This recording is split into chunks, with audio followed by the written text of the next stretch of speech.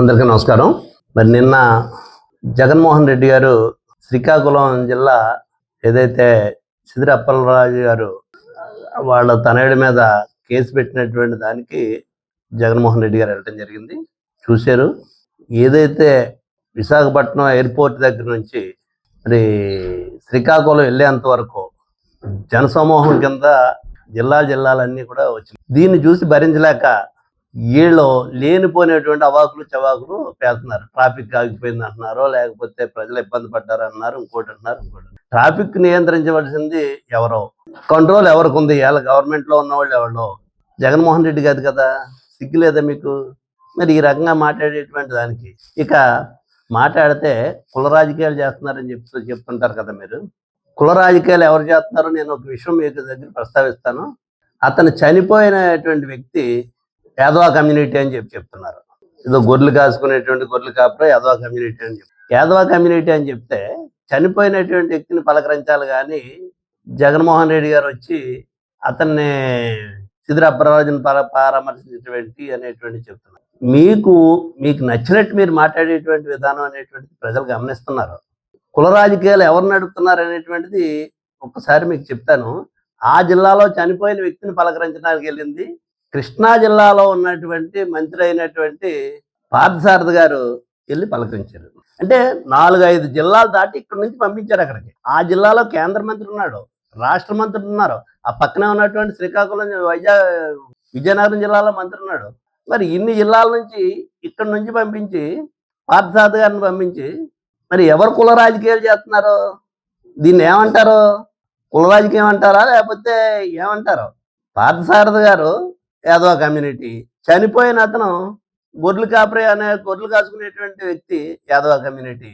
ఇక్కడ నుంచి తీసుకెళ్ళి ఆ జిల్లాలో ఉన్నటువంటి మంత్రులు కాకుండా ఇక్కడ నుంచి అతను వెళ్ళి పలకరించడంలో దాన్ని ఏమని సమర్థించుకుంటారు చెప్పండి మీరు? అదే కాపుల సభలు ఏదైనా పెట్టుకుంటే, కాపుల సంతాప సభలు పెట్టినా లేకపోతే కాపుల గురించి ఏదైనా మాట్లాడినా దాన్ని కుల రాజకీయాలు అంటున్నారు. ఇంత నీచమైనటువంటి స్థాయికి దిగజారిపోయి మాట్లాడేటువంటి విధానం మీది. ఇక రెండో విషయం, ఏదైతే చాలా మంది చాలా సందర్భాలుగా ఈ మధ్యకాలంలో చూశాను నేను. మన ఈ మెండపేట నుంచి కూడా కొంతమంది అమాయకులు మాట్లాడుతూ సంఘంలో ఉన్న వ్యక్తులు చంద్రబాబు నాయుడు గారు ఇచ్చినటువంటి 5% రిజర్వేషన్ జగన్మోహన్ రెడ్డి వచ్చి తీసేసాడు అంటున్నారు. కాపుల రిజర్వేషన్ చాలా సందర్భాలుగా వచ్చినాయి. ఎమ్మెల్యేలు కూడా మాట్లాడినట్టున్నాడు మన ఇంట్లో. ఆయన మాట్లాడలేదు తెలీదు, ఇక్కడ చాలా మంది మాట్లాడుతున్నారు. దీని మీద రాష్ట్ర వ్యాప్తంగా ఉన్నటువంటి మంత్రులు ఎమ్మెల్యేలు కూడా చాలా సందర్భాలుగా మాట్లాడారు. జగన్మోహన్ రెడ్డి గారు వచ్చిన తర్వాత చంద్రబాబు నాయుడు గారు ఇచ్చినటువంటి 5% రిజర్వేషన్ తీసేశారని చెప్తున్నారు. 5% రిజర్వేషన్ ఈడబ్ల్యూఎస్ కింద 5%, 10%లోనే 5% ఇస్తున్నానని చెప్పారు. అంతకుముందు 5% రిజర్వేషన్ ఎవరైతే మంజునాథన్ కమిషన్ ఉందో, మంజునాథన్ బీసీలో చేర్చే దాంట్లో 5% ఇస్తున్నాం అని చెప్పేసి అక్కడ చెప్పారు. అసలు ఏది అమలు జరుగుతుంది అనేటువంటిది చెప్పగలరా మీరు? జగన్మోహన్ రెడ్డి వచ్చి తీసేసాడని చెప్తున్నారు. జగన్మోహన్ రెడ్డి వచ్చి తీసేస్తే ఈవేళ ఉన్న ప్రభుత్వం ఎవరిదే? 26 నెలలుగా ఈ రాష్ట్రంలో ఏ ప్రభుత్వం ఉంది అధికారంలోని? తెలుగుదేశం పార్టీ అధికారంలో ఉండి చంద్రబాబు నాయుడు గారు ముఖ్యమంత్రిగా ఉండి మరి జగన్మోహన్ రెడ్డి గారు ఆపించేటప్పుడు ఇప్పుడు ఎందుకు అమలు జరపలేకపోతున్నారు మీరు? అంటే మీరు ఇంకా ఈ రోజు కూడా జగన్మోహన్ రెడ్డి గారు కంట్రోల్లో ఉన్నారు. మీరు ఇప్పుడు కూడా జగన్మోహన్ రెడ్డి అని చెప్పి ఆపించేస్తున్నాడు మిమ్మల్ని. ఏంటిది? ఎవరిని మోసం చేస్తున్నారు? అక్కడికి వచ్చి చూస్తేనేమో కుల రాజకీయాలు వద్దంటున్నారు, ఇక్కడికి వచ్చి చూస్తేనేమో కుల రాజకీయాలు నడిపించేది మీరు. ఈ రాష్ట్రంలో ఉన్నటువంటి కాపులకి రిజర్వేషన్ కల్పిస్తానని చెప్పేసి 2014లో హామీ ఇచ్చింది మీరు. 14లో హామీ ఇచ్చిన తర్వాత అది అమలు జరపకపోతేనే కదా 2 సంవత్సరాల తర్వాత పద్మనాభం గారు ఉద్యమం చేసింది.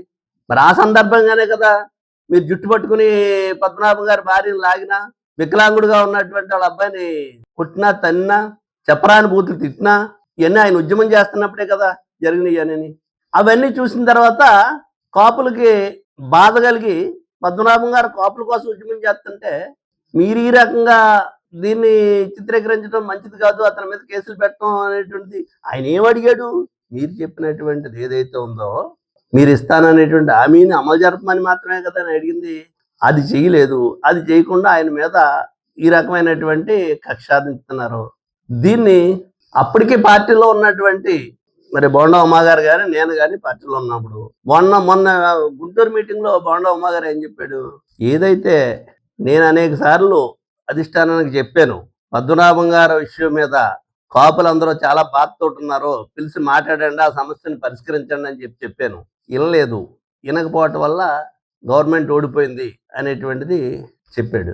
అయితే ఇక్కడ నేను ఇంకొకటి చెప్తాను, పద్మనాభం గారి మీద మీకు కోపం ఉండొచ్చు, కక్ష ఉండొచ్చు. ఎందుకంటే ఆయన మీద ఆయన వల్ల ఓడిపోయింది, ప్రభుత్వం ఓడిపోయింది అనేటువంటి కక్ష ఉండొచ్చు. నేను మొన్న ఒకసారి చెప్పాను, మళ్ళీ ఈసారి ఇప్పుడు కూడా చెప్తున్నాను, ఇంకా ఆయన చనిపోయాడు, దయచేసి ఆయన వదిలేండి. ఇంకా చనిపోయినోడి మీద కూడా ఇంకా మాట్లాడేటువంటి ప్రయత్నాలు చేయొద్దు.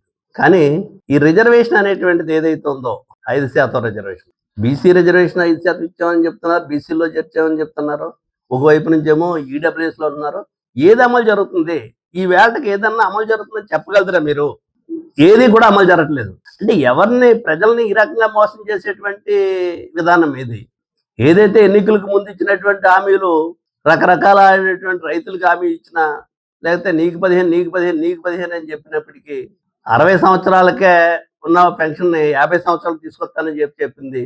ఇవన్నీ ఎలా చెప్పారో కాపుల విషయం కూడా అలాగే చెప్పారు మీరు. రిజర్వేషన్ కాపులతో ఆ రకంగా మీరు వాళ్ళ ఆత్మాభిమానాన్ని దెబ్బతీసే విధంగా, వాళ్ళకి రిజర్వేషన్ ఇస్తానని మోసం చేసేటువంటి విధంగా చేస్తే మాత్రం మీ గతంలో పరిస్థితే పడుతుంది రేపు రాబోయే రోజుల్లో కూడా. ఇది మంచి విధానం కాదు. పద్మనాభం గారు ఉద్యమం చేసిన తర్వాతే కాపు కార్పొరేషన్ పెట్టారు. పద్మనాభం గారు ఉద్యమం చేసిన తర్వాతే మంజునాథన్ కమిషన్ ఏర్పాటు చేశారు. ఆ కమిషన్ రిపోర్ట్ 2 ఏళ్ళకు 3 ఏళ్ళకు వచ్చింది.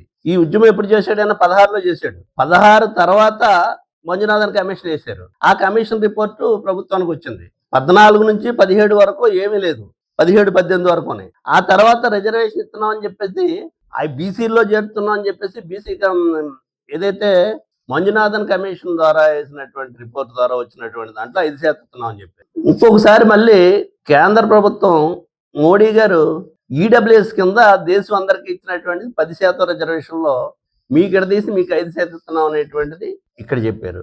ఈ రోజుకి 2 కూడా అమలు జరగట్లేదు. ఈడబ్ల్యూఎస్ది యాక్టివ్గా కేంద్రం ఇచ్చినటువంటి 10% అమలు జరుగుతుందేమో తప్పితే విడదీసినటువంటిది ఎక్కడ 5% మన కోసం ఇచ్చానని చెప్పింది. ఎవరైనా అప్లై చేసుకోవచ్చు.